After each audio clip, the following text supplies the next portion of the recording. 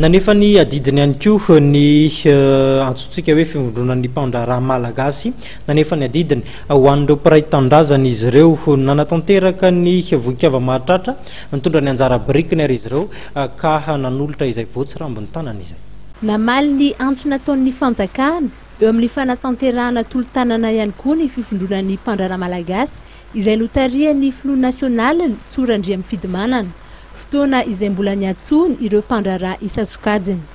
Fifama dia mahatsiaro ny andraikitra amin'ny malagasy azy ary amin'ny mampandraharahanay koa dia mba mitondra izay zakan'ny fahefanay tsirairay avy ho an'ny traboiny malagasy amin'izao zavatra miseho izao izay hita fa tena goavana mihitsy ny zavatra mahazo ary iantsona ihany mihitsy koa ny mpandraharaha rehetrarehetra rehefa mahatsiaro izy fa mpandraharaha miaina eto Madagasikara ka mba afaka mametraka na dia zavatra kely fotsiny ary ho an'izao hetsika lehibe izay ataon'ny fitondram-panjakana zao.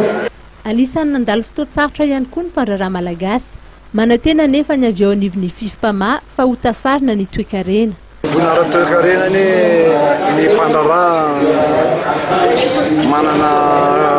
manana traikefa ary manana paikady hitondrany amin'izay fa dia atenaina fa ho lasan'iny aloha ny ratsy dia alohantsika hitan'ny zavatra ho atao eo.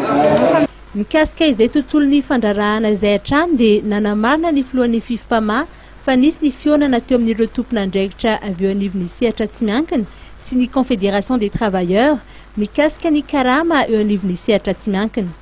Raha ny resaka mandeha dia any amin'ny 7 faingo 800 ny ofam-piakarana eo amin'ny SME na ny salaire minimum d'embauche eo amin'ny sehatra tsy miankina.